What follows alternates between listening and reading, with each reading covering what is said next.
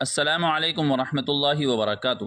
ناظرین کرام، حج کے سفر پر جانے سے پہلے لوگ عام طور پر شادی بیاہ کی طرح دعوتیں کھلا کر جاتے ہیں، تو کیا سفر حج پر جانے سے پہلے آپ علیہ الصلاۃ والسلام نے لوگوں کو دعوت دی ہے، یا پھر صحابہ کرام رضوان اللہ علیہم اجمعین سے اس طرح کا عمل ثابت ہے یا نہیں؟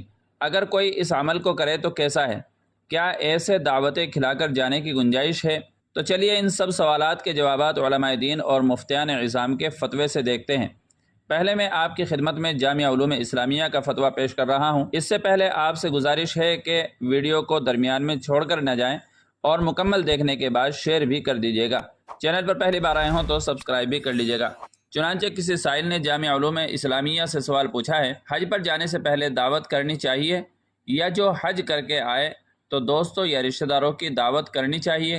تو جواب دیا گیا، حج جیسے عظیم الشان رکن کی ادائیگی پر اگر کوئی شخص شکریہ کے طور پر غرباء و مساکین اور اعزاء و احباب کو کھانا کھلائے یا کچھ ہدیہ دے تو شرعاً یہ درست ہے۔ خود رسول اللہ صلی اللہ علیہ وسلم سے ثابت ہے کہ آپ جب سفر سے واپس تشریف لاتے تو جانور ذبح کر کے کھانے کا انتظام کرتے، لیکن ایسا کرنا نہ واجب ہے اور نہ مستقل سنت۔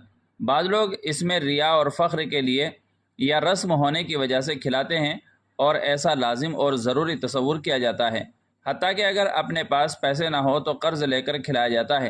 ایسی صورت میں شریعت کی طرف سے اس کی اجازت نہیں ہے، لہذا اس طرح کھانا کھلانے اور کھانا کھانے سے بھی پرہیز کرنا چاہیے۔ اسی طرح حج پر جانے سے پہلے اس قسم کی دعوت کا اہتمام کرنا اور اس کو لازم سمجھنا بھی غلط ہے، البتہ مہمان آئے ہوئے ہوں اور بلا تکلف ان کی خاطر کی جائے تو اس میں قباحت نہیں ہے۔ اب اس کے بعد مادر علمی دارالعلوم دیوبند کا فتویٰ بھی ملاحظہ فرمائیں۔ چنانچہ کسی سائل نے مادر علمی دارالعلوم دیوبند سے اسی طرح کا سوال کیا، حج کی دعوت، حج میں جانے سے پہلے لوگوں کو دعوت دینا اور رشتہ داروں کو بلانا کیسا ہے؟ تو جواب دیا گیا، بسم اللہ الرحمن الرحیم، حج سے پہلے دعوت وغیرہ کا اہتمام رسول اللہ صلی اللہ علیہ وسلم، صحابہ کرام، تابعین وغیرہ میں سے کسی سے بھی ثابت نہیں ہے۔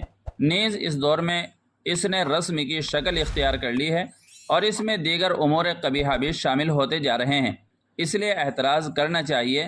بغیر کسی رسم و رواج کی پابندی کے رشتہ داروں کے یہاں جانے یا رشتہ داروں کا ملاقات کے لیے آنے میں مذائقہ نہیں ہے۔